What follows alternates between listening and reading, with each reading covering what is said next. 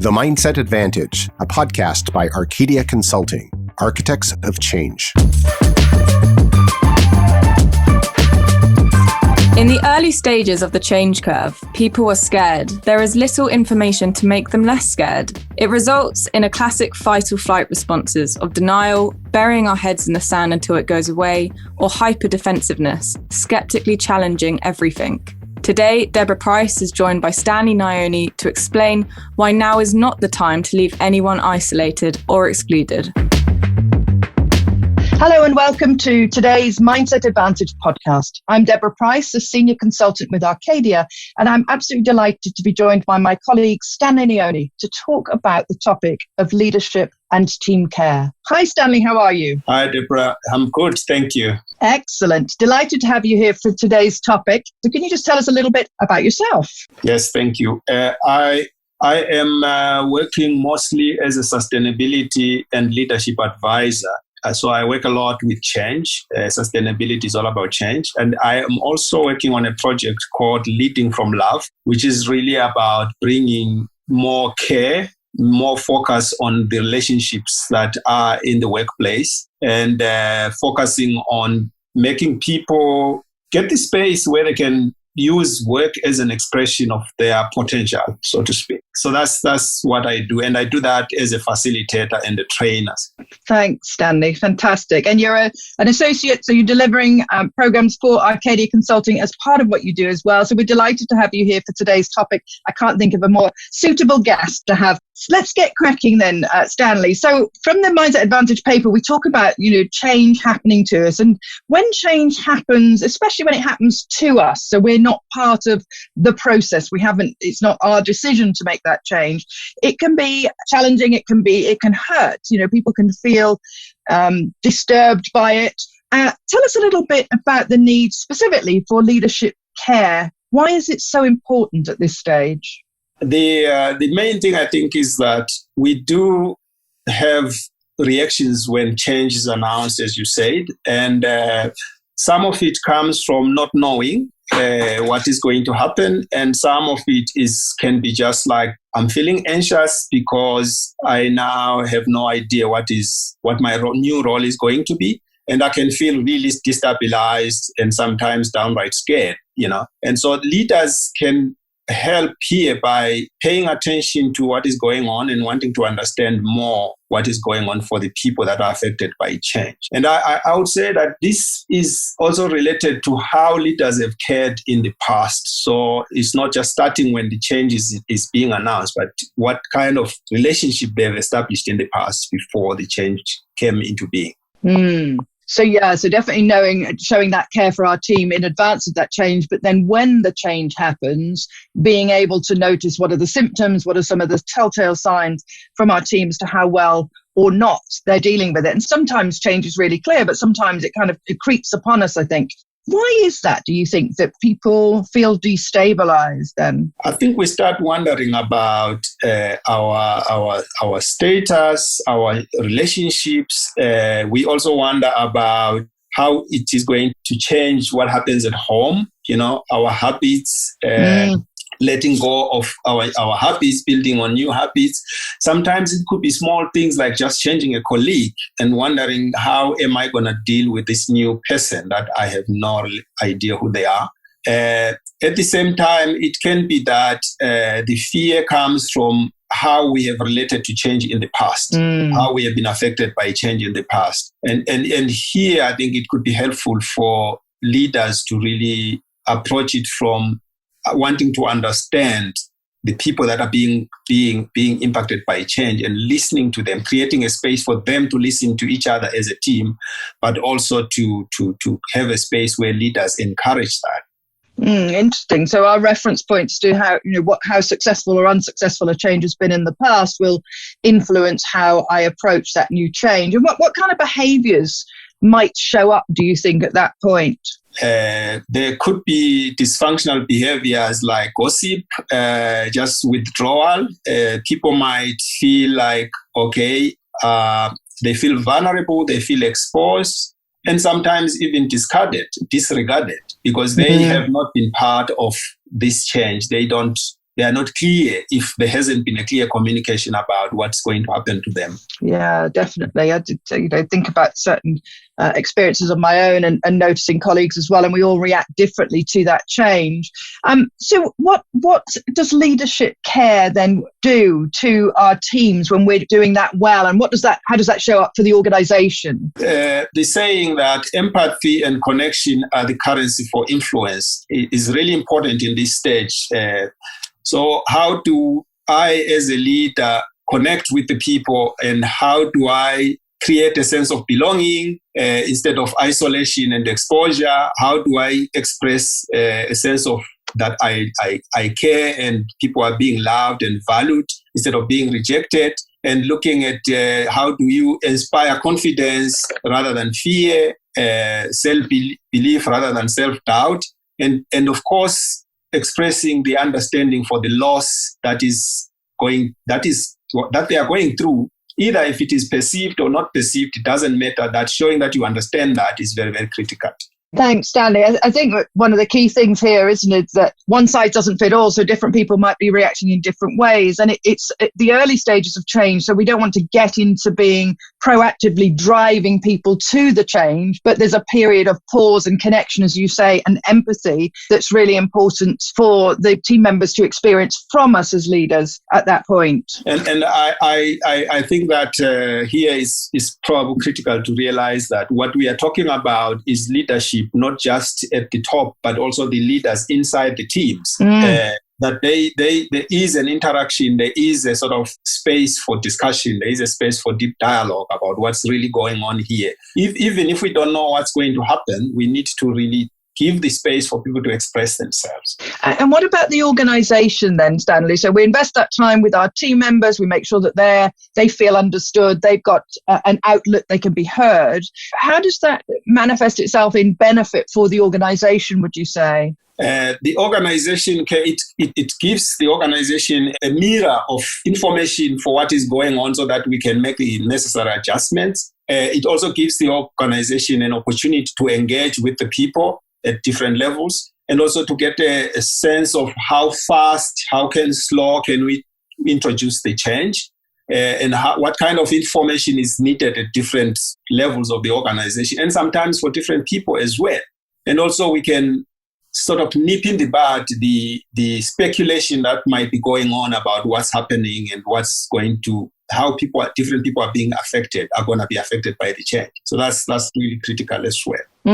So it's a barometer really for temperature checking how people are reacting. And also, I guess it's very valuable because we may not have anticipated some of the reactions, or we might get better reactions than we may have feared. So I think it helps us to be really aligned with what's really going on as opposed to what we might have imagined.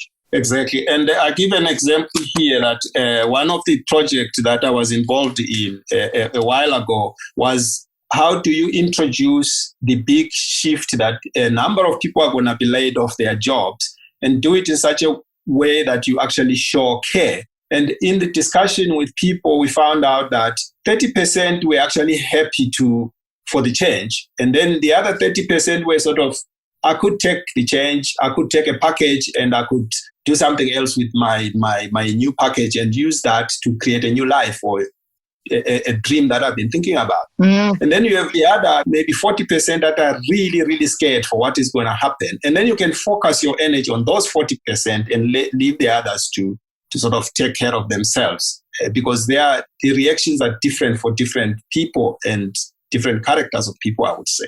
Yeah, I love that view that, in fact, this can be a massive opportunity for people that maybe we haven't had the luxury of being able to consider what might this change mean in a positive way. Very often when we think of change, we think of all the negative things that we're going to have to let go of and do differently.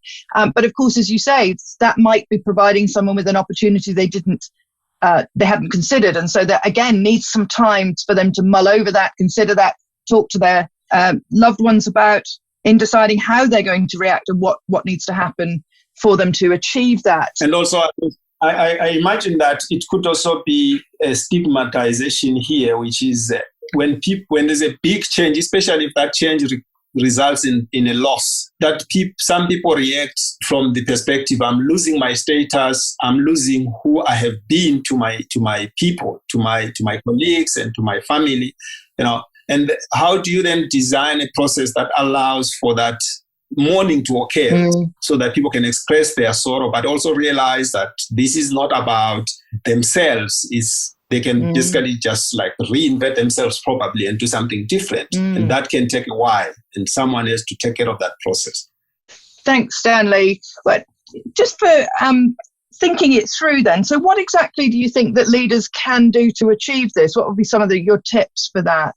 I think anything you can do that connects people, especially things that you can do that connect you to the people as well, so they don't think of their leadership as being separate from themselves, and also their colleagues as being separate from themselves during this crisis, especially when there is speculation about who is affected and who is not affected.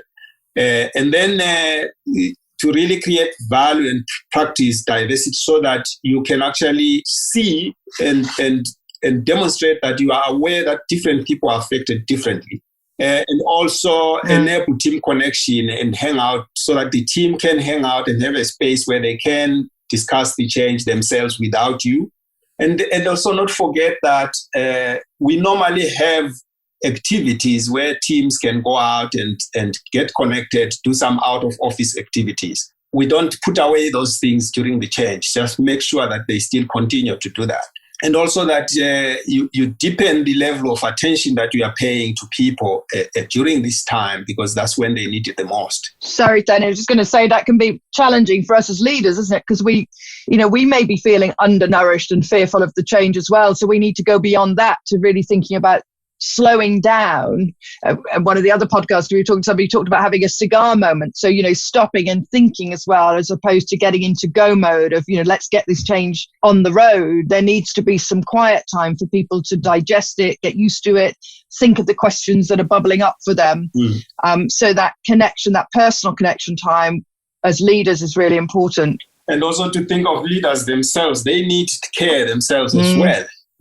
You talked about valuing and practicing diversity and inclusion. What might be an example of how we do that? Because I think, for a lot of us, we probably think we're being inclusive, but what might show up for somebody who's might slip under the radar where we haven't noticed that they're not necessarily being included? Is there anything that comes to mind or examples that you have of that? I was thinking of an example of, I was facilitating a conversation in a consulting firm where most of the people are consultants, and consultants work with change all the time, and they're very articulate about their needs as well. And then the non-consulting staff, which is the support staff, they don't have the same language for expressing what they feel or what they are going through.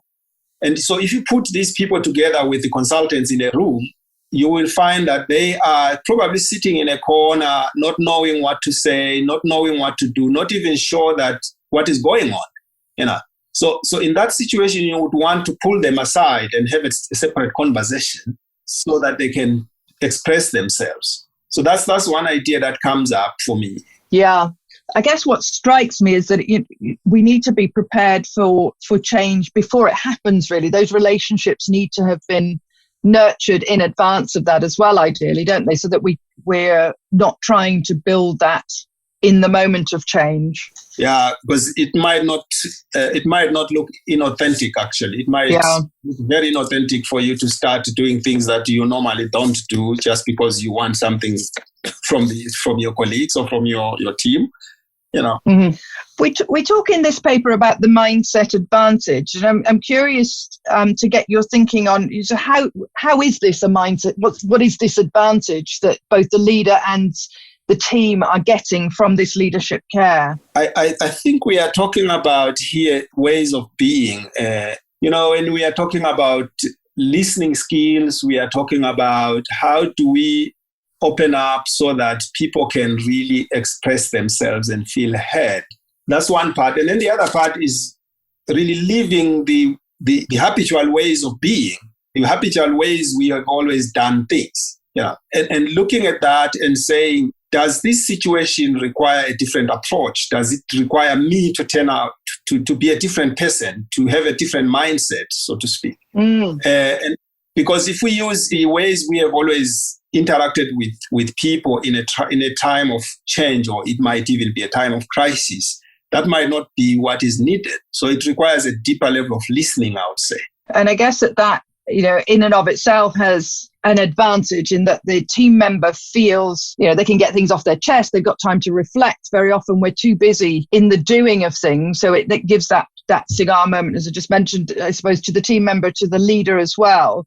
But from that place, I imagine as a team member, I feel more open to, what's the potential of this change? What might there be to learn from this, and give you and my fellow team members the space to listen to them as well. So I guess there's a reciprocity that comes from that. Definitely. And that is something that I think my emphasis still is the fact that this is something we have built over time. We have built a muscle for how to listen to each other. We have built a space also for who do I turn to when I need to talk about things that are really close to my heart.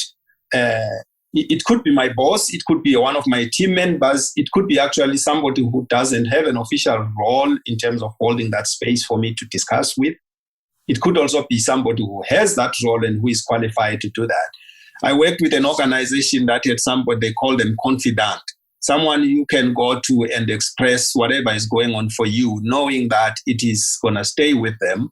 And these are people who have had a little bit of training on how to listen and how to make sure that they don't just silver line when they are listening to somebody. They are on the spot in terms of their questions to allow you to get deeper and find out what's going on for you if you are not clear about your feelings, and your needs as well. Thanks, Stanley. I know from your own website that you're very passionate about leading from a place of love. And I think that comes through in your story so far on this leadership care. How did that come about in terms of that focus for your work? It came from really looking at what it is that works when we are doing change programs for organizations. What is it that makes it possible for people to open up and be more creative about the change that needs to happen, whether the change is cultural or it is even in a new project. And my team and I realized that there is something about the quality of the relationships. And I think I would even go on to say work is a network of relationships. A job is a network of relationships. And if those relationships are inside your firm, they could also be outside, including stakeholders. But if you look at when we are at our best, it is when the trust is there, the connection is there with whoever I am dealing with. And we decided to be courageous and name it just love, because that's what we think it is. And when that happens, when that connection happens, and when trust happens, people are more creative. And also you remove doubt, you remove the need for gossip, you remove all the things that might separate us from others. And our proposal then was, imagine an organization where it is not only left to the leaders to care, but it is also something we are building as a culture. And we have now decided these are the space, we have created a space within which we get together, have conversations about what's really going on, what's not working for us, what's working for us, and how can we lift up the things that we are here to create together. So that work becomes an expression of who I am and who you are. And in our meeting, we really bring love to the way we interact and collaborate. And how open have you found organizations to this idea, Stanley? And has that changed over the last year to 18 months? It seems like there are organizations who actually are saying they are leading from love themselves. I had a conversation with a lady from an IT company with 1,500 people, and she said to me, that's our brand, basically. We have actually been expanding. People come to us because of that brand of we are an organization that cares deeply for people, and our clients recognize that. That's why they come to us. Wonderful. Thank you so much, Stanley. It's been a pleasure to talk to you today. If you've enjoyed today's podcast, then do look out for the rest in the series, and you'll find them on all the usual podcast platforms. Bye-bye. You've been listening to The Mindset Advantage. Follow Arcadia Consulting on social media platforms to stay updated.